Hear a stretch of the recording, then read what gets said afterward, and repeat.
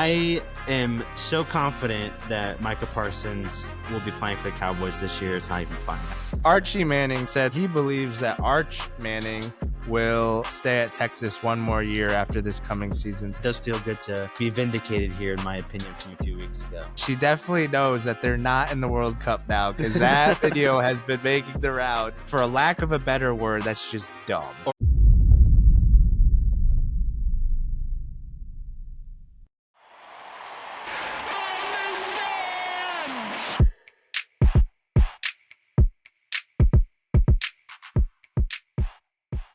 Welcome back, everybody, to another episode of the From the Stands podcast. I am back with my good buddy Stallone for episode number 74 on this August 7th of 2025. We are back with another episode for you guys. Just going to talk a little bit of football and a little bit of football on this episode. But before we get into both of those topics, Fezzy boy, how you been dealing with the dog days of summer here? No sports. Unless you're considering like cornhole and women's basketball and all those kind of sports, real sports, which unfortunately I do not. So how are the dog days treating you over there? Dude, it's been tough getting through these last few months of summer. I mean, with it also being just extremely hot outside, you know, on top of not having sports, it's tough, man. It's tough. I'm looking forward to the cooler weather, you know, fall, leaves changing, football being back. I hand up, I have put on some WNBA because I've gone through like a few withdrawals. Honestly, what I've been missing a lot, I can't wait for the Premier League to start up, bro. Like Saturday mornings, about a week and a half away now. Watching Newcastle kick the crap out of Crystal Palace or something like that. I'm here for it, man.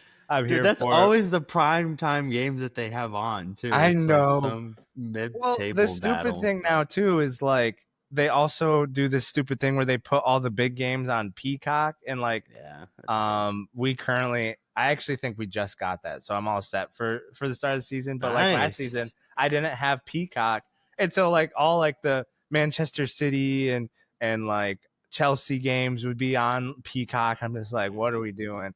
And especially it sucks. I'm just gonna say this now because I don't think I've said it before on the podcast. Being a Chelsea fan sucks with the American owners because they push it so much in America that it's always on like Peacock or like something I don't get. And I'm just like, it's so frustrating, but definitely looking forward to all the sports starting back up, especially with the podcast, actually having stuff to talk about on a week in and week out basis, but already prepping my wife. I'm not going to try to watch like everything. And I don't normally, but already prepping my wife because like our weekends are already kind of packed, and I'm definitely gonna sit down and watch some soccer games and football games for sure as they come up. But how about you? How have you been getting through the dog days, and is your wife getting ready for the long season ahead? Yeah, I mean, she's been, around me for 4 falls now, so she kind of knows what to expect at this point. But I feel like every year kind of hits her like a ton of bricks. She's like, oh, so much football. But I'm going to try to be a little bit better this year about, like I told you off pod before, is just like not watching every single game. Like I don't need to be watching Virginia Tech and Wake Forest on a Saturday afternoon. I know some of you out there may absolutely love that. And like to an extent I do as well. But I'm going to try to enjoy the fall a little bit more, whether it be actually doing stuff that's fun or just, actually doing more productive things like working outside. Because I've made the excuse all summer. It's like, oh, it's too hot to do this outside, or it's too hot to work on this or whatever. And when it's actually cooler, even though in Greenville it can feel like summer in some areas in the fall. Try to do a little bit more stuff like that. But I mean, I'm still going to watch a lot of sports for sure.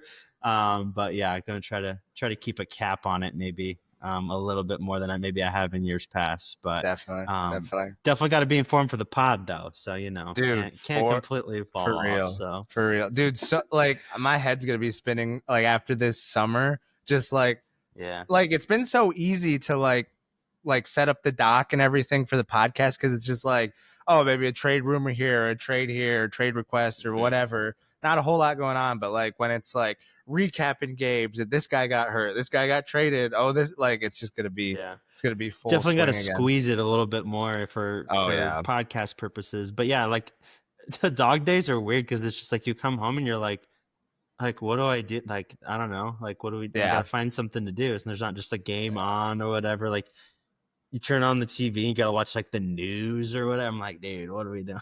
Growing up, getting old. Oh my goodness, yeah. No, I'm definitely right with you. You know, I'm not gonna be watching every game because I don't want to watch Georgia like absolutely kick the crap out of Vanderbilt like some odd Saturday. I'm not like that diehard. I do love sports, but not quite that intense, I guess, as some people. I mean, there are going to be weekends where we got to be locked in. Like I think it's what is it, August 30th in college, where there's absolute barn burners everywhere, like just insane games. Like LSU Clemson, I think, is in there. I forget the night game, but it's going to be like a really good game too. Yeah. Of course, I'm blanking on all four of the games right now. Well, as I say, it's going to be a great weekend. But yeah, and I'm sure we'll get into this because it's kind of mixed in with the topics when we get into football. But Texas and Ohio State 1 and 2 preseason poll play. I think they said it's the first time in history that, or first time in a long time, I think that 1 and 2 are meeting in the opening weekend. So that's gonna be quite are the they way 1 to and get us 2 going. for real? Yeah, I think Ohio State and I think Ohio State's 1, Texas is 2, and that's interesting. I didn't realize that. You know, yeah, it's Texas gonna be a great 1, game. Ohio State 2. You're right. Yeah, is that the nightcap? Is that the nightcap? That like the Saturday night football opener? That's at noon, actually. That's so nuts. That's gonna be. Oh, that's probably Fox. Probably like a big noon. Tennessee Cuse at noon as well on ABC. Dude, that's a pretty good game. If I you know guys this are going to intro be is as running, big as you think. I don't know, but I know this intro is running long, and we'll get to this stuff really soon. But I just wanted to say I'm out of town for that too. There's so much stuff I'm missing, like Dempsey's jersey retirement at Furman, and that game's in Atlanta. I actually I was talking to Peter, and I was just like, bro, we got to go to this game. I don't even care if Syracuse gets blown out, but like going to watch Syracuse play Tennessee in Atlanta with the boys would have been so much fun. But no, had to have be a good father, and my son is turning 1, and he only does that once, so that's definitely the more important thing to do. So we'll be back in Pennsylvania. Bama, Florida State as well at 2:30. Yeah, it's a huge weekend, but like you guys can see, we're getting pretty excited for the start of the seasons, getting out of these dog days. But without further ado, we're gonna get into the episode starting now. All right, starting off the pod with some football talk, and we're gonna get right into it. The biggest story during this offseason, the Micah Parsons saga continues. I think it was literally right after we hopped off the pod, like last Friday, his trade request. He put in his trade request saying he doesn't want to be a part of the Cowboys anymore. Some are saying that it's just a negotiation tactic. Some are saying it's for real. I'm sure there's a bunch of teams that are probably interested, but we're gonna toss it over to the resident Cowboys fan and see how he's feeling with the Jerry Jones antics so far. Listen. All right. Obviously, I got many texts when this news came down. First of all, the news was not shocking to me at all because I knew that Micah wanted a contract, and in typical Jerry Jones fashion, he's waiting till the last minute just for whatever reason, whether it to be to reiterate that he's the big dog and all this stuff, that he doesn't cower to any player or whatever. It's a whole Jerry ego situation constantly at the Cowboys.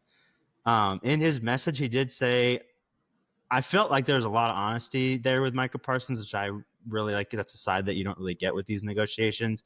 He said that he reached out last summer trying to get a deal done early to not cost the team, to want to, reiterate his commitment to the Cowboys and all this stuff. And, they kind of got rebuffed, and then they wanted to do a deal this summer, and Jerry Jones was trying to freeze out his agent, blah, blah, blah, typical Jerry Jones stuff.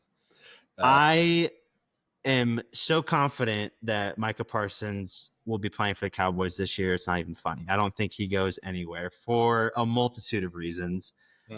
First of which, like Micah loves the Cowboys. It's the team that he grew up with. Like everybody knows all the clips about the draft, about him wanting to be in Dallas, and then like dream come true when he actually got drafted by the Cowboys. So he's a Cowboys fan from from young. So like he has that connection. Whether or not it can be burned away completely from Jerry Jones is possible, but he has at least that childhood connection. I think that's for one where he genuinely loves the team and he wants to be in Dallas. He said so in his letter. And two, actually, yeah, two of the three, like I feel like there's so much support for him like amongst the team. Like as soon as this news came down, you hear CeeDee Lamb going out there. You see Trayvon Diggs change his profile picture. You see Dak talking about how it's just business. It'll get done, blah, blah, blah. Jerry Jones, like this is going to sound weird to anyone that's not a Cowboys fan, but him telling the Cowboys fans to not worry that he's going to be a Cowboy just like reiterates the fact that like he's probably going to get it done. It's just a Jerry move where he's frustrated the player enough to where like he showed that like he's the one pulling the strings, but he'll get it done eventually. So like that gives me some comfort, even though Jerry's just a old dementia laden person at this point, which is frustrating for everything else. But I do think that he'll get it done. Yeah. And just the third and probably the most important part of it is like probably the reason that Jerry's acting this way too is like if we want to like Micah has one more year on his deal, and then we can franchise him for 2 more years after that. Yeah. So like sure, Micah, you can like request a trade. Cowboys don't have to trade him. And you can just sit around all year and then maybe another year if we want a franchise tag. Like he's kind of like locked into the Cowboys to an extent. And I'm sure that like, somebody's going to be online being like, well, there's this loophole where he doesn't blah, blah, blah. I understand whatever. Like there might be a loophole that I'm overseeing. But like if you just look at the contract, he'll at least be under contract with the Cowboys for one more season. So like, is Micah really just going to sit all year? Like, I think the Micah that I know, he loves football too much. He loves his boys and the Cowboys too much to want to be doing that. Does he play week 1? Maybe, maybe not. That's more up in the air. But like, I think that a deal gets done for sure. And it's just one of those things where Jerry Jones does the stupidest thing you could do, and what's proven time and time and again to be dumb, and is just he's not signing his players at the right time, not taking care of them, which is a problem. But at the end of the day, he does get it done because, like Dak was saying, like he's been through this twice before. It's always kind of drags on. Like, bro, last season we didn't sign Dak Prescott. Like, granted, it wasn't his last year or anything, but like we didn't sign him until the day before the season started. Like CeeDee Lamb before that, like we waited forever to get him signed, and it always like obviously comes back to bite us to some extent, just paying so much for these players. But I do think that in the end, it'll get done. But I obviously I saw all the people with their teams circling the wagons and everything. Obviously, all the other teams in the NFL are going to want Micah Parsons if he's available. So the fact that there's teams interested goes without saying. But I'm very confident that he is going to be a Cowboy going forward, not just this season, but past this season. I think we get him done sometime in the next month and a half, if I were to guess, because he's been at training. Like it's not one of these holdout situations where he hates the team and all that. He's been at training camp. He's been in a jersey. I think he's been dealing with a little bit of an injury. Maybe that's fabricated, maybe not. But like he's around the team. Like I think he wants to be here. So I think that's definitely a little bit different than the normal holdout situation. So that's my 2 cents on it. Yeah, I figured that would kind of be your reaction to it because Jerry's proven that he does eventually pay the money. He pays up and pays the players, albeit on at the 11th hour on the last day. So, but if you're Jerry, do you take phone calls? Do you see what you can actually get if you decide to actually move off of Micah Parsons? I mean, maybe, I guess, just to see what people are offering. But I really don't think that there's that strong of a desire for him to even move him. Like, you've got to realize that he's potentially a generational star on defense. Like, he's definitely the best player on our team. Obviously, goes without saying, but he's a top 3 player on defense in the NFL. Like, he's just incredible at rushing the passer. He can even play a little bit of pass coverage and everything. So he's a little bit of a Swiss Army knife there. But I just don't think that you can. I mean, trading a guy of his caliber is like, I guess nobody's untouchable because we see like Luka Doncic getting traded and he's Yeah. quote unquote a generational superstar. So you never know. But football, it's just even more so with this stuff. It's just like you don't really see like a guy approaching his prime just getting moved like that. So maybe Jerry takes a few phone calls and everything. But another thing that you can add too is like this is exactly what Jerry wants. Like Yeah. all of the news, all of the headlines, all of the speculation, all of the drama is just more money and value to the Cowboys and more money in his pocket. Like that's what he's a marketer, bro. Like he hasn't been a good GM since like the 90s. When Mm-hmm. again, he let his ego get in the way and fired Jimmy Johnson. That's why he hasn't won in forever because he always just Yep. lets his ego get in the way. But he's a phenomenal marketer, and that's what he's doing with all of these moves. Like he keeps the Cowboys in the news no matter what. So, and we're playing right into it. So, Yeah, absolutely. Yeah, and that's actually just to kind of put a button on this topic real quick. But my conspiracy brain, because I love a good conspiracy. Shout out my favorite podcast, Ninjas or Butterflies. If you guys haven't heard of that, check them out. But I'm just shouting out podcasts apparently nowadays. But no, my brain went to because Micah Parsons has his podcast, and then we all know Jerry Jones loves being in the media. What if there was like some sort of agreement? Again, this is far-fetched conspiracy, but some sort of agreement where like, hey, let's just drag this out. It's going to be good for your podcast. Obviously, really good for the Cowboys. Like they've led sports media for the past like what 2 months now because of all this happening, and just like Jerry and him are just playing this out. Like Micah knows he's going to get paid, and Jerry knows that he's going to pay up eventually. So they're just like, hey, let's make a show of it, keep everybody talking about us, and then when the season comes rolling around, it's time to get to football. Let's just shake hands, sign the contract, and we'll be good to go. The only thing that makes me think that that's not the case is he's not practicing, and like that hurts the team all around. So obviously that's a bit far fetched, and that's just. But like you said, it's Jerry. He loves all the attention. He loves and he being. loves the stars, so he's not gonna just Yeah. trade away a star, like So the only time he really did that was Herschel Walker, and that paved the way for 3 more stars to come in. So I Yeah. don't really see him trading Micah Parsons, just because he can see the bigger pictures. Like I can't trade away, one of the best players in the NFL that's already a Cowboy and wants to be a Cowboy. Like he's, so. But yeah. Yeah, for sure, definitely. But kind of moving to a team that we've been talking about amongst our friend group a little bit, because if you guys have been following the podcast for a while, you all know that we have a good dear friend, Peter Hicks, that listens to the pod. And he is high and mighty on his Patriots. He's kind of living off those glory days of the Brady and Edelman and Gronk days and the Belichick days.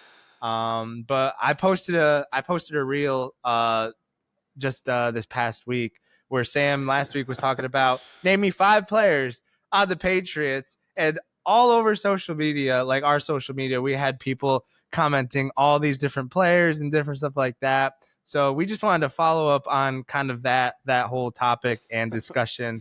Just like we had so many people like comment players, and I don't profess to know like the most about football, but like I know quite a few players, and like the only player that was coming up every time that I knew was like Stefan Diggs, and I was just like, Yeah. this is exactly what we're talking about. Like you're naming all these players, like you have players. Obviously, you're in the National Football League, like you got players on your roster. Doesn't mean they're any good. Doesn't mean nobody knows who they are. Doesn't mean they're not going to be good. But the point is, sitting here, what was this? August 7th, 2025. You got nobody. Like your coaches are the most known commodity on your team at this point. But I didn't know if you had anything else to kind of say or follow up to that. Anything you'd like to say publicly to Peter on the podcast. But Peter. I'll hand it off to you. We love you, Pete. Yeah, But I mean, it's first of all, it's definitely a clickbaity type of reel with little rage to no baiting for sure. context of what I Gotta get those actually clicks, said. man. Yeah, and it worked for sure. So we got a bunch of comments, a bunch of likes, and all that. So keep the rage bait coming, Fezzy boy. But yeah, I guess my rebuttal would just be like for those of you who saw our back and forth on Instagram, which is obviously all in good fun.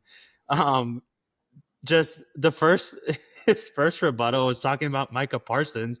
I was like, he's not even on your team, bro. Like that's my first point. And then like not just with Pete, but like the other people that were on TikTok and stuff commenting, like they seemed a lot more reticent to mention the coaches, like you said. Like Pete mentioned McDaniels and Vrabel. I was like, those guys aren't players. Yeah. Like this, like I don't know, just kind of further proving my point. Like I understand they have some good pieces. Like I've literally since the beginning, I've always said I liked Drake May. They have, I know their defensive guy Christian Gonzalez is going into year 2. I know he's good. He's going to be pretty decent. Have a couple, solid rookies. I know they have Stephon Diggs, but like I've been saying before, just doesn't really move the needle for me going into his year 32 here, coming off an ACL, all that. Like maybe he does well, but just my opinion for now is that like I'm not. They do have an easy schedule, so that could open the door for them to do something a little bit more special this year, because we saw some of the other teams last year having easy schedules and they squeak into the playoffs and then they get destroyed. So maybe they have a year like that, but I'm sticking to my guns for sure. But yeah, I feel like this is like our third week in a row that we're talking about the Patriots in this way, but like Fez, you like kind of like backed down last week. Like you're back on now, I feel like. But 2 weeks ago, I was hot and you agreed, and then Pete got on you and you backed down. But now you're back. You're back with the doubters. It sounds like. So what do you got to say here about your opinion? Kind of straying back and forth here. You're kind of swayed here pretty easily. I don't know if it's me being too caught up in trying to be like agreeable or whatever, because you called me out also, and I'll put. Go ahead. The Steelers, my Steelers, where I have them at like 12 wins this coming season, and then again, based on our podcast from last week, 12 wins, and then he's talking about tanking for Arch, which we'll get into a little bit. But all right. I'll put my hand up and say, and I even said it in our group chat. I was like, optimism has never been one of my strengths for sure. And during that podcast, I was really trying to be optimistic because there was definitely some games that I picked where I was like, yeah, I could see us definitely losing this game. And some of them I was like, in my head, I was like, yeah, I could see us losing this by a lot, depending on how the season goes. And just judging from all the reports coming out of Steelers camp, it doesn't look like it's working out with Aaron Rodgers too hot right now. So again, it's training camp. It is what it is.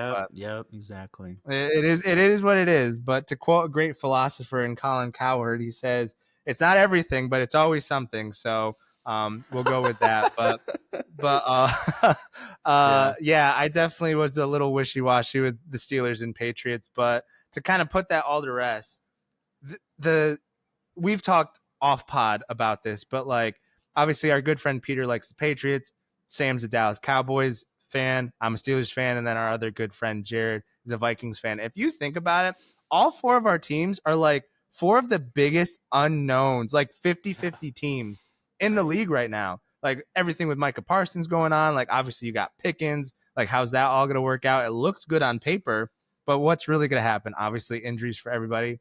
Me with the Steelers. Aaron Rodgers, DK Metcalf. How's that going to work? Vikings, JJ McCarthy. No one knows who he is. And then obviously the Patriots with a new coach who is relatively proven, but like new coach, Drake May. Is he going to take that step? Again, can you name us 5 really, really good players on that team? Probably not. Most people on Instagram and TikTok think they can. But like no one knows what these teams are going to be. So I have Steelers slated for 12 wins. But again, they might not have to tank. They could just implode, and we could be looking up and it could be Tomlin's first losing season in, what is it, literally like 19 seasons or something like that. Almost 20 years or something like that. Something crazy. But with that being said, we'll kind of put a pin in that conversation. Peter, we love you. What's that? I was just gonna say, like in a couple weeks when they have them on, we can dish all this out where we don't have to keep talking about what so and so commented or texted or whatever. have rebuttals on the podcast, we can do live stuff. We're just Jerry Jones on this podcast. We're great marketers. We're building up that episode. That's right. So y'all can tune in and see the animosity on that podcast. And Fez will probably just agree with everything everyone's saying anyways. So but we're gonna keep it moving. We're going to look at some bad news going around the NFL right now, starting off with C.J. Gardner-Johnson, former Eagle, now playing with the Texans, carted off the field in practice with an apparent ACL injury. Huge hit to the Texans coming season. Everyone's kind of looking for them to kind of be that dark horse in the NFL, seeing if C.J. Stroud can kind of rekindle what he had in his rookie season. But what is your reaction to this initial injury that's coming out of the Texans camp? Yeah, obviously a huge loss for them. He was coming in as kind of their golden gem for the summer on that defensive side, kind of one of their biggest signings there. So pretty big loss, obviously coming off that Super Bowl win with the Eagles. Yeah, just a huge loss for them. I feel like kind of just piggybacking off what you were saying. Texans obviously had that really good year with CJ Stroud. Not as good of a second year, I guess you could say. They were kind of, I guess, I can't even remember if they were quite on the bubble to quite make it into the playoffs or not, but definitely not as good as his first year, and then kind of reeling after that. So obviously getting Stephon Diggs and having him go down and everything was kind of frustrating. And I know that Nico Collins, I think, was dealing with an injury as well throughout training camp. So big just injury, really, just really struggling to stay healthy over there. I do like CJ Stroud a lot. I hope he finds a way to make the Texans good. But yeah, definitely a big hit to that defense. That's going to be trying to get a little bit better off of last year in a pretty good and hard division there with the Chargers and the Chiefs. So yeah, not that anybody's gonna call me out, but not Nico Collins, who was the wide receiver from the Texans that had that gruesome leg injury last season. Like it was one of the last games of the seasons. I can't remember. I'm blanking on him. I'm blanking on his name too, but it wasn't Nico Collins. I just wanted to kind of clear that up. I was saying that Nico Collins was dealing with a little bit of something in training camp this year, so he is older, right? Like Nico Collins, he's like late 20s. I want to say, maybe like 26 or 27. I think it was Tank Dell though that like broke dislocated his knee really gruesomely. That was really gruesome leg injury last season near the end of the season. That was not fun at all to watch. I saw the replay a couple times and I was just like, don't like that at all. Also, I totally got their division wrong. They're not in there with the Chargers and the Chiefs. They're with Indy and Jacksonville, and I think Tennessee was their other team. Right, so. They've been winning it every year though. There, that is true. Because that's kind of that division's not very good right now. For sure, not very good. Didn't they win that division last year though? Even I think the last two seasons, I think the last two seasons they've won it. Who are they in with? It's Indy, Jacksonville, and Tennessee. I want to say. Yeah, like I mean, Jacksonville hasn't been good for a while. Tennessee hasn't been good since the Vrabel Tannehill days, and Indy. Who knows what's going on over there right now? They were 500 though. I felt like it felt like they were a lot worse than like 8-9 or 9-8, whatever they were last year. Than they were, but we'll see if they're able to build off that. But. Yep, yeah, for sure. Keeping it moving, Rashawn Slater out for the season with a patellar tendon tear. This is a huge hit to Harbaugh's Chargers because he's a big proponent of running the football, good offensive line play, and this is going to be a huge loss for them. How do you see this going down? Yeah, massive. Obviously, he was All-Pro, Pro Bowl tackle with them last year. Just kind of what you were saying. Harbaugh loves to run the ball. I know that they just drafted the North Carolina running back in the first round, so he's probably definitely looking to run the rock as he usually does. Kind of a huge hit for them. Not great news for that offensive line as they're actually in the division that I thought the Texans were in for a second with Denver and Kansas City. And, with Kansas City, I don't think that they'll be quite 15-2 this year. So a little bit more of an open division, but definitely a competitive one. Yeah, definitely. Dude, offensive line is just such a big part of any team. Like if you really think about it, if your line is not solid, like nothing else works. Cause like you can get away with like a lazy wide receiver or a running back that's not very, very good. But like, if you can't protect the quarterback or open up lanes for running back, your offense isn't doing squat. So yeah, that is a huge loss for the Chargers. Kind of I want to say breaking news, but the most recent news and injury report. Richardson for Indy leaves preseason game. That just happened, like a couple hours ago at this point? Yeah, right before we got on, I think.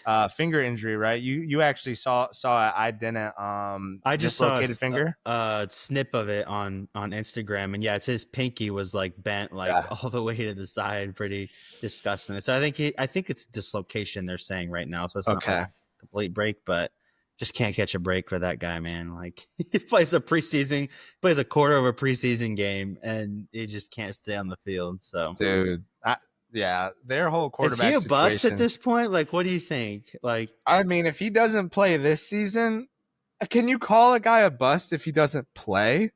Like, I mean, I don't know.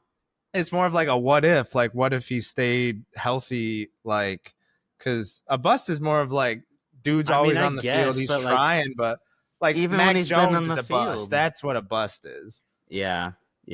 But even when he's been on the field, he's not been great. Like he threw like 14 interceptions or whatever last year. Like, of course, he only played like 10 games or something, but like he wasn't great. And I know that he was dealing with injuries and stuff too, but and then he's got stuff like, we keep talking about him coming off the field because he was tired or whatever.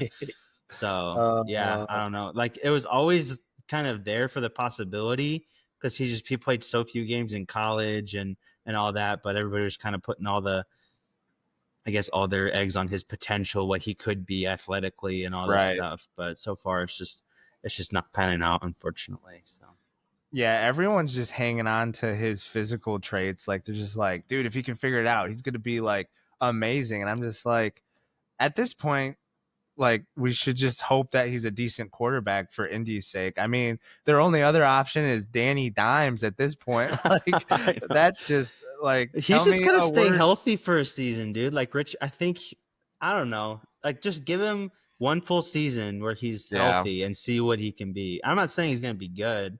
I'd say it's probably more likely that he won't be, but at least see what you've got. But obviously the health part isn't necessarily something that hinges on anything that you can control. So is Indy the second worst or the worst quarterback situation in the league behind maybe just the Browns? Maybe. I mean, Saints have that Shaw guy or whatever. That's true. Starting, so I'd say they're probably bottom, but I mean, yeah, it's got to be pretty close. Yeah, I would say so. What do they got? Tyler Shaw or whatever, and who's their backup? Riddler or whatever. Yeah, Rattler, Spencer Rattler.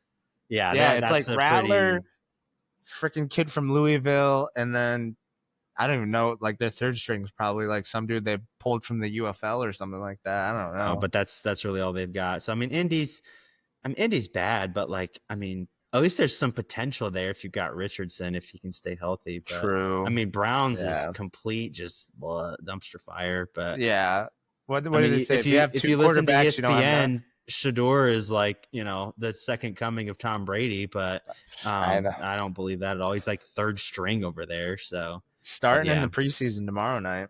Is he really? I'm sure he is starting in the preseason just because Dylan Gabriel's hurt. I think Kenny Pickett's hurt. And then obviously Joe Flacco's number one on their start. Chart dude. Right now. I don't know what they're doing over there. They're a team that's definitely going to be in the Arch Manning sweepstakes, which is a good segue into our final topic of the football segment. Kind of going to wrap this up with some college football. Obviously, like we said in the intro, we're really, really hyped for that opening weekend with Texas playing Ohio State, with Arch Manning set to take over the reins at Texas. But we threw this in here because if you've been following the podcast, it was either last week or 2 weeks ago, Sammy Boy made a bold prediction saying that he believes that Arch Manning will not come out, will not enter the NFL draft after this coming season at Texas. He thinks he's going to stay 2 years, counting this coming season. And someone that agrees with him, Arch Manning's grandfather? Is it his grandfather? Was it Archie? it's either his grandfather or I think it was his grandfather. Archie Manning came out and said that he believes that Arch Manning will stay at Texas one more year after this coming season. So we just wanted to throw this in here to kind of tell everybody that I really didn't see anybody else saying that. And then with his grandfather or uncle or whatever coming out and saying that today, it's been all over sports media. So I just wanted to let Sammy Boy kind of bask and gloat in his take that seems to have some validity to it at this point. Yeah, I mean, just reiterating kind of what I said a few weeks ago, it just didn't seem like he was the type of player to really be, just scratching and clawing to get to the next level like a lot of these guys are. Obviously, he's probably not hurting for money like a lot of the other dudes are. He's obviously got a good head on his shoulders. He's got great people around him that kind of be able to be in his ear telling him what the right things are to do. And on top of that, like he stayed at Texas 2 years now without starting. And a guy that is a blue chip prospect like him, like he's going to have no shortage of offers to go really anywhere he wanted in the country and transfer and start, not to even mention the NIL possibilities that he's already getting anyway. Like it's like the second string quarterback at Texas, and I see him in like commercials in the fall and stuff like that. So Yeah. that was kind of funny. But yeah, just pairing all that with him and his demeanor and who he's got behind him, I couldn't even if he does put up a good year, like he's gonna want to develop and get snaps and get games, like kind of similar we're talking about Anthony Richardson when he came out. Like he just didn't have snaps and games.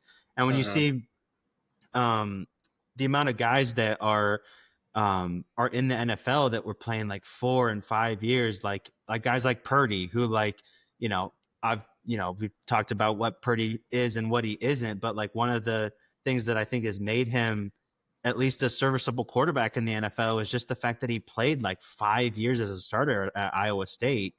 So just having the importance of just getting game time, getting reps at Texas, and obviously Texas is going to be one of the premier teams in the country probably for both of those years if he stays both of those years. It's just all the reason for him to stay there. And from what I hear too, like he enjoys college life. He's not scratching and clawing to get to the next level either. And when you get teams like the Browns waiting on you, you may want to stay in college another year. So, but yeah, it does feel good to seemingly be vindicated here, in my opinion, from a few weeks ago. So yes, sir. Yeah, and you bring up a good point. Kind of having that second year in your back pocket, being able to actually like enter, I guess, like declare for the draft and then kind of test waters, kind of see who's going to take you. Like he's obviously probably going to be a top 5 pick for sure. So he's going to be able to kind of, like if it's the Browns waiting for him, be like, nah, I'm going back to Texas. I'm going to, play college ball one more year and then see if a better organization can win the lottery for him. But and this is the same family that basically. Were you going to say something? Yeah, this is the same family that basically forced Eli to the Giants. In that big time scandal where they're like, yeah, we're not going to go here, we're not going to go there.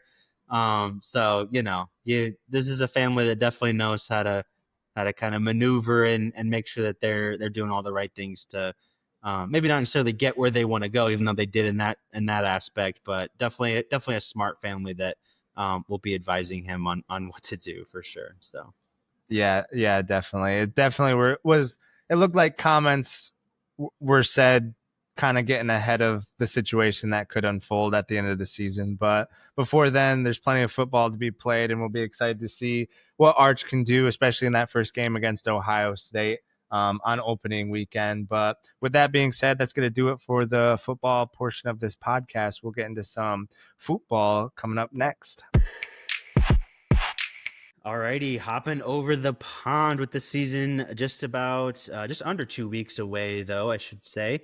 And I'm getting very excited for that. But we have another big time money transfer here to talk about with Manchester United sealing a deal for Benjamin Sesko in a $98 million transfer here to get their prize striker after missing out on the guy that we got and Gyökeres, and they finally signed their striker as well for about 30 million more than Gyökeres agreed to sign for us. So they're spending some hefty a hefty amount of change here. Obviously, got Mbuemo already. They've got Mateus Cunha both this summer for around $75 million a piece, and then splashing a further 100 mil. So I'm not really sure whether all the talk and the rumors of them not really having enough money to pay certain people and cutting costs over there, because it definitely seems like they have plenty of money to be thrown around. So, but Fezzy Boy, what's your initial reaction here on getting one of the prize strikers of the summer here in a big time money move? Yeah, I was taking a look at some of his stats, and I wasn't like, when you just look at the stats, 13 goals, 5 assists, but you kind of were mentioning that like a lot of these goals were just like really well taken, like bangers, and just, Yeah. a Goal guy that catalog can was just, crazy good. So yeah, just a guy that can get goals is definitely something Manchester United obviously needs and obviously are willing to pay for under their new coach, kind of setting him up with the players that he wants. Um, yeah, I think I think it's a bit of a bold move. Obviously, he was highly sought after. Obviously, other clubs were. I'm sure Chelsea was in the mix for him too, because we always are. But I think coming from the Bundesliga, he is probably a little more battle tested and more well rounded than maybe coming from Portugal. Even though I'm sorry guys, I'm gonna butcher this. Is it Gilcresh? Something like Gyökeres. that. Gilcresh. I'm probably Yep, saying that pretty wrong, close. but obviously coming from Portugal, but he was balling out in the Champions League, so he's kind of a known um, and proven commodity as well. So hopefully this works out for Manchester United. I'm kind of over the whole Manchester United hate. Just kind of like would be cool to see them be good, especially under this new coach. But time will only tell. Excited for the season to start, so we can see all these new signings, kind of see what they'll pan out to be for sure. Yeah, yeah, yeah. Sheshko's been kind of around and always been in rumors almost every summer for a little while now. He's only 22, but he was already garnering quite a bit of attention 2 and 3 years ago from some of the bigger clubs in Europe. Obviously, he's been in Red Bull's system for a little while now, being at Salzburg for 3 or 4 years, and then getting the big move up to Leipzig in Germany, which is kind of the track that a lot of the players that come up through that system usually take. But finally getting his big time move to Manchester United. I am just really curious to see. Like, obviously, as an Arsenal fan, you kind of, um, you're supposed to hate Manchester United, but with them being Mm-hmm. so bad, you like feel bad for them a little bit. Right. And I do like their coach quite a bit, so I'm just really curious to see how they're gonna go about this season. Obviously, they don't have Europe to worry about, so they only have like the domestic cups and the Prem to worry about, which might be good for them in the long run. But he's definitely Yeah. cleaning house. Like Marcus Rashford, loaning him out to Barcelona. He'll probably not play another game for Manchester United just because it's a loan to buy situation. Curious to see what he'll do with Anthony coming back from Real Betis. Obviously, had a really good season Oh. there last year. Jaden Mhm. Sancho, they're getting him back from Chelsea. Like, do they keep him? Do they, offload him somewhere? I'd love for him to go back to Dortmund. Like when he was on loan Yeah. there for like 6 months, he was killing it again. Like, why wouldn't he want to go back there? Did he played in the So Champions League final for he them too, did, right? yeah, exactly. He was a Yeah. big part of why they made it there, a couple years ago. But we'll see what happens with them. But just it doesn't really seem like he's afraid to clean house, which is a good thing. I don't know a lot of the other players that he might be getting rid of. I know Victor Lindelof has been there for a while. They let him Mhm. go. Christian Eriksen let him go. So definitely just kind of cleaning house a little bit. So I'll just be curious to see if they're even if they just come back to the top half of the table, Yeah. it'd be good to see them back in Yeah. contention. Is So Harry Maguire still there, dude? he Is he is, still holding on? dude. Oh He's my good though. word. Like you Yeah, haven't that's the heard people thing. hate on him for a long time because he's actually like one of the only players that puts in a good game like week in week out for them. So Yeah. he's actually been doing okay. So I'm glad for him. Like, dude, the mental fortitude that it took to be Harry Maguire there for a few years Yeah, was man. it was a tough existence for him. So It was a um, sharp fall from grace too. Like he was yeah, balling at Leicester, big played money for the move to United too. played for England in the World Cup, was like super pivotal for them making Yep. that run in the World Cup and Euros. Yeah. And then goes to Manchester United and just, I think the dumpster fire that Manchester United is did not help his cause at all. But like Yeah. you said, like he's actually a solid center back. It's just like, I mean, Manchester United is just just awful. So it'll be cool to see if they. I just want some parity in the Premier League because like it feels like the last couple, like 2 to 3 years in the Premier League, it's kind of been done and dusted like way By before the end of the Christmas. season. Yeah. Yeah, it's like Manchester City or Liverpool wins it. You like Arsenal, not to like, throw shade on them, but they're always like putting up a fight until, like you said, till like Christmas. Well, Then even like an Arsenal injury or fans something. know, Just like we're halfway through January and you kind of know what's going to happen. Like we'll kind of be yeah, close for a little while in the last yeah, like 10 games or so. Like they'll just kind of pull away, which is what has happened basically every season for the last two yeah, or 3 years, whether it be Liverpool or Man City. So, yeah, but I do yeah. have I better just hope want for some this year parity. just because Yeah, we're deeper. But yeah, true. parity. Good signings. Good Yeah, signings. parity would be good. Like we've just made some solid, like not like crazy good, but like just Mm, depth pieces, like the Norgard guy you were talking about from Brentford, and Mosquera yeah, from Valencia, who's a good depth piece. So I am a little bit more hopeful this year. But our yeah. Because friendlies we've sucked, but we'll see. your starting 11 is like right up there with like some of the best in the world. But I feel like that's what's hurt you. Like Odegaard will go down, and like your guy to fill in is just like there's just a gap. Exactly. And so Yeah. like kind of filling that gap with like some of these signings, I think you guys did a really good job. It'll be cool to see when the season starts.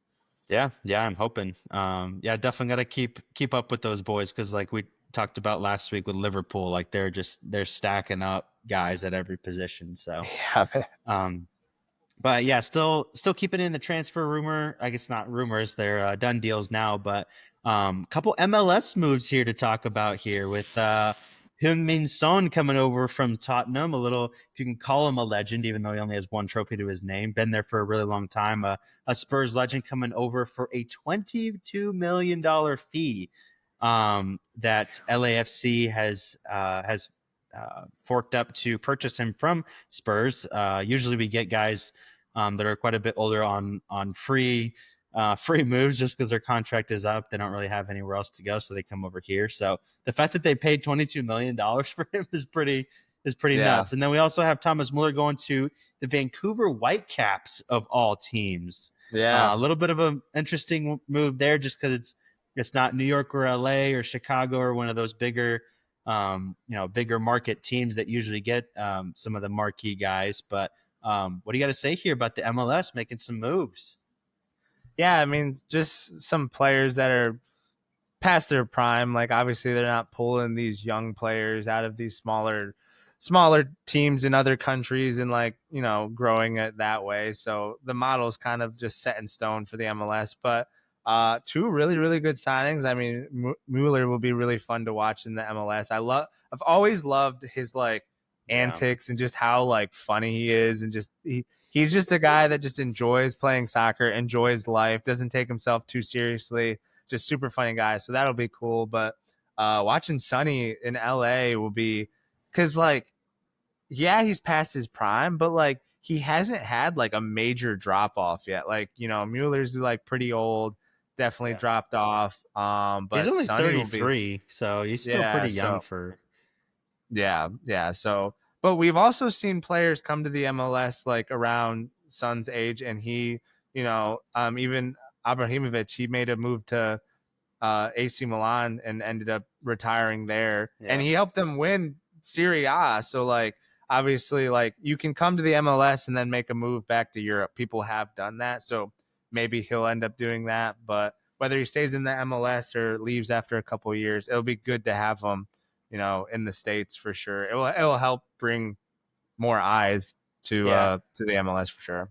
Yeah, and I feel like he's one of those players that's kind of universally loved. Like he doesn't have many Yeah. haters. Like even as Arsenal fans, like I saw a meme this past week. It's like now that Son is gone, you can like fully unleash your hatred towards Spurs. Yeah. So I definitely related to that a lot. It's like, if if he scores against you, he's not quite as bad as one of the other players that you hate. But Right. and yeah, Thomas Muller, dude, just a legend. Like I remember the first time I saw him.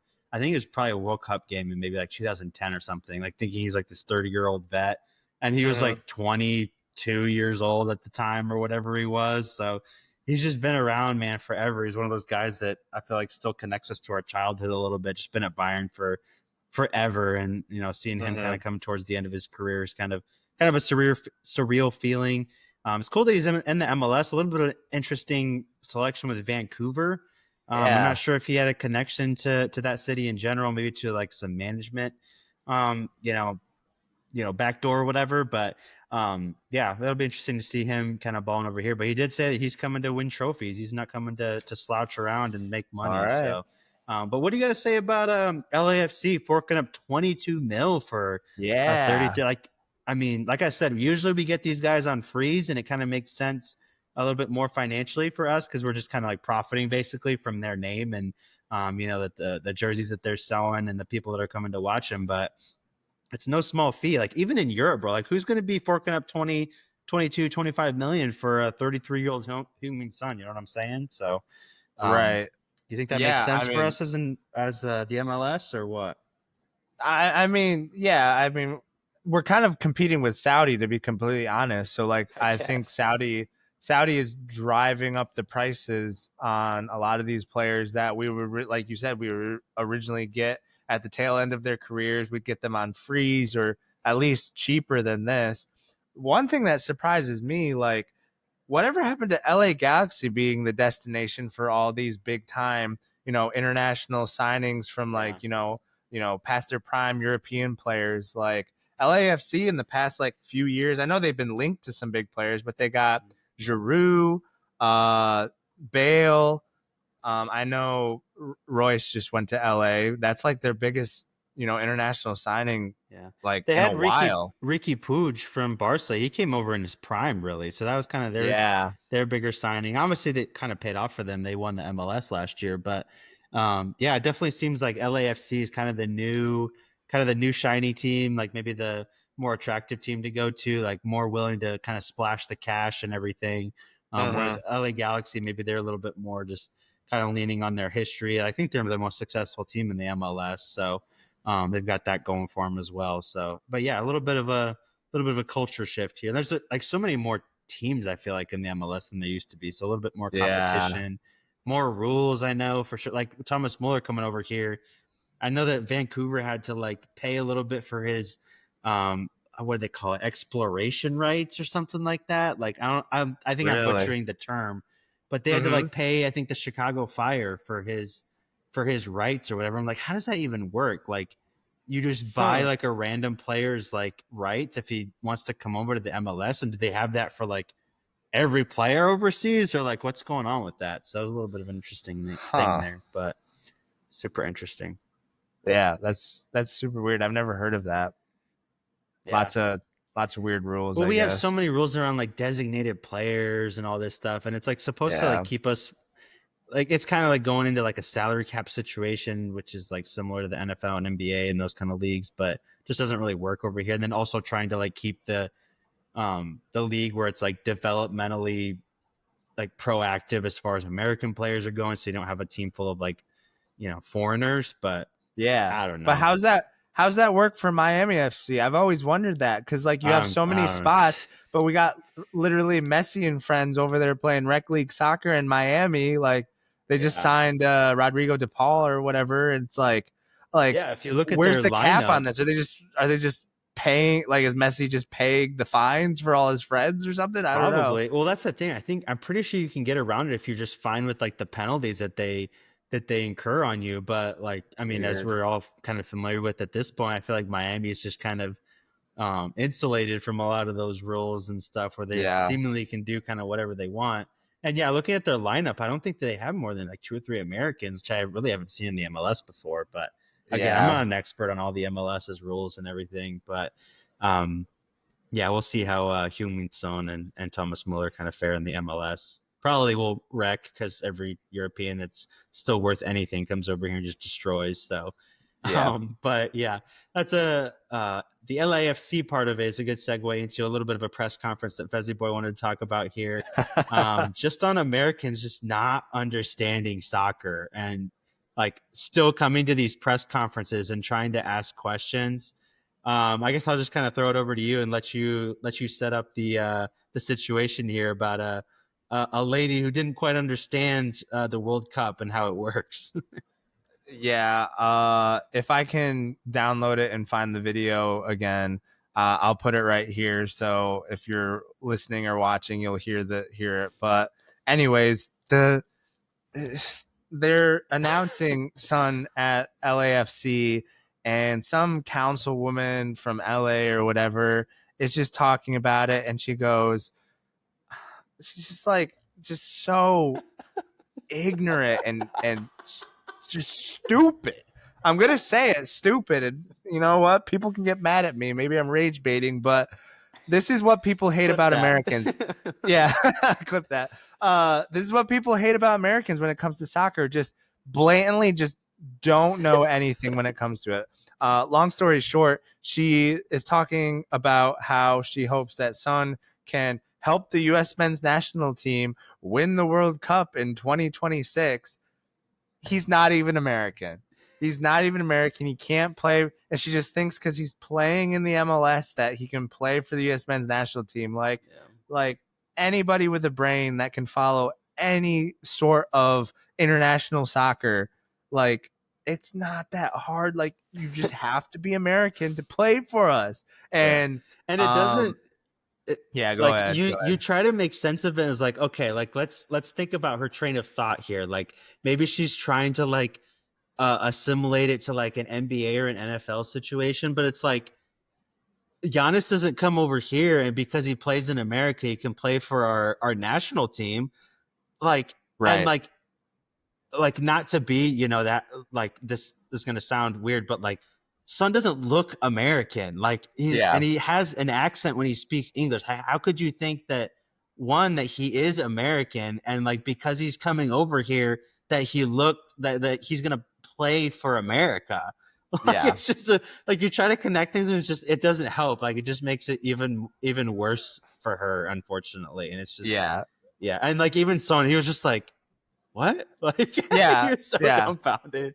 Yeah. And there was another video like a few years ago, Yep. and Sam knows the name of the guy that it Bastian happened to. Schweinsteiger from Bayern. Yeah. He I think he was signing with The Chicago Fire. Fire. Yeah. Yeah, he was signing with Chicago Fire, and some reporter, don't know the reporter's name, probably wants It's everyone to just a forget who he Chicago is. like news person who's just Yeah, there some because the Chicago beat writer was just like, now that you've signed with Chicago Fire, do you expect to take the Fire to a World Cup championship win? And he's kind of like looking around because obviously he's German and he doesn't know, he probably doesn't understand English like a whole lot. He's kind of like looking around like, did I just understand this guy right? And I think if I remember the video right, and again, if I can find this video, I'll put it up here. But he like looks at the camera and he goes, he's like, I play for the Chicago Fire. Like, and I think someone off to the side, like one of his representatives, was just like, the Chicago Fire does not play in the World Cup. That is an international. And I'm just like, this is why people so hate tough, Americans. Because dude. to Sam's point, like if you try to like, okay, let's have some grace. Let's think through this, how they might be thinking through it. But all you have to do is think about the Olympics. Mm-hmm. We like we don't have Giannis or all these other international baseball players play on our Right. Olympic baseball team. Like that's how it works. Like to think that soccer is different and it's like, oh yeah, it's Yeah. just the country you play in. That's it's so it's for a lack of a better word, that's just dumb. Or That maybe is she just thought dumb. LAFC was in the World Cup, like that Chicago guy did. Maybe, maybe, and you know what? She definitely knows that they're not in the World Cup now because that video has been making the rounds, and she knows that he's not playing for the U.S. men's national team. So we just wanted to bring that up real quick and you know, just kind of bring it to light and just kind of, I don't know. I think we're always on this pod just talking about how like it's so frustrating with some Americans that claim to be soccer fans, or I mean, heck, people running these soccer organizations in America. It's like, this is why we aren't taken seriously at all. Yeah. This is why. And my So, problem with it is it too, like, I don't mind that she doesn't or like that people don't know, but yeah. don't like get up there and like try to like ask like a question or like try to sound smart by asking like a question like that. I'm just like, just don't. What are we doing? You could have asked so many other questions. Like, are you excited to be in Los Angeles? What's your favorite thing that you're looking forward to about the team? Or like who is like a couple people that you've met since you've been, like a million other questions. But no, she decided to go, I know things like you're gonna bring the World Cup to America. Like so stupid. But Dude, so whatever. just so what's the word I'm looking? It's not. Is it ignorant? So ignorant. Yeah, it could apply here. Yes. Oh my word! It's just makes me cringe, and this is why we. For those who remember, we started this podcast because we were a soccer only podcast. We like other sports. We wanted to much. educate people on soccer. Yeah, clearly she needs to. Someone should go to her Instagram and tag the FTS pod, so she can listen and get learned. But I digress. I'm going too long winded on that. It's so frustrating in my inner being. Just people, come on, it is. Come on, yeah, come on. For sure. Yeah, to end the pod, we wanted to talk a little champs. Was this in the doc, or did you leave this? Yeah, I mean it's a weekly thing at this point where Romania there's qualifying games. Yeah, exactly. So 3 of our 4 teams are still in European competitions. Let's go. 2 of which in the Europa League qualifiers after our champion from Romania got dumped out of the Champions League qualifiers, unfortunately. But we're still in Europa League, and then we still have another team in the Conference League qualies. Conference League qualies 3-0 first leg win, so looking pretty solid there after they destroyed the other team that they were playing in the previous round last week, 4-0 in the second leg, so they're rolling pretty good. My favorite team is playing SC Braga from Portugal, which is a recognizable team. We lost 2-1 in the first leg, unfortunately, but our cumulative value on of our team is 30 million and Braga's is 171 million. So, but value is not everything because the team that we played in the previous round was 70 mil and we knocked them out. So, let's keep it rolling, boys. And then the other team, they were down 2-0 and they came back 3-2 to win the first leg. So we're looking pretty good going to the second leg. So that's a little bit of an update into Romanian teams, the minnows from Eastern Europe, making it through to these European competitions. So hopefully we can keep it rolling. That should be our first merch shirt thing, like the minnows of Europe or something like that. Yeah. I don't know how we would do that. No one would buy it probably except for our parents and siblings. Maybe we'd have no one have would to even still give get them it. Out. Yeah, no one would understand. They just wear it and be like, "Oh yeah, we're supporting the podcast." And it's like, "No, mom, right. you don't understand." But at this point, I feel like I'm what would you say? I'm 20% Romanian. I'm in on this, right? When they're on, I cheer for them. Yeah. 15, 20%. Just got to get to the Europa League so you can actually watch us, so. Yeah. Ain't nobody watching conference, unfortunately, I don't think so. Yeah, I wasn't even watching it when Chelsea was rolling through everybody, playing all these no-namers, but that's the Conference League, I guess. But we made Champions League, so that's looking forward to that, actually. Did you see, this is a little bit of a digression here, but did you see that they came out with the Ballon d'Or nominees, but they also came out with a lot of the award, who's up for it or whatever. And for Club of the Year, they had Barcelona, Botafogo from Brazil, PSG, and then Chelsea slid in there. And all the comments, bro, were just flaming Chelsea. It's dude, they won the Conference League and the friendly trophy competition or whatever. I'm like, dude, we're the best club in the world. We're the best club in the world. Man. We won the Club World Cup, bro. Yeah, dude. Put some respect on next 4 years. Nah, I say that jokingly because it makes me cringe because we're still living off of that Champions League win 4 years ago, and that's the only reason we were in the Club World Cup to begin with. So, oh my word, it's just Chelsea. Ayo.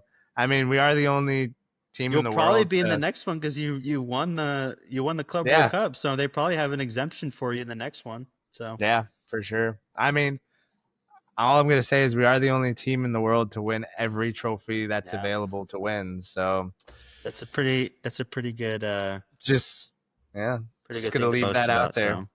Yeah, just gonna set that there for everybody to see right there. Just right there. And that's a good way to end a pod. So I think that's a pod, Sammy. That is a pod. Yeah, we appreciate you guys tuning in on this Thursday, August 7th. Like we said, we are planning a big NFL pre-cap preseason episode coming up here in the next couple of weeks. We will let you guys know when we have that scheduled out, but we would appreciate you guys if you guys went and checked us out on social media and all the podcast platforms that we're on: Spotify, Apple Podcasts, YouTube. Subscribe there, leave a review on Spotify and Apple Podcasts. It just helps us out, takes a second out of your day, but it makes our day. So we would appreciate if you do that. And we will catch you guys on the next one. Peace.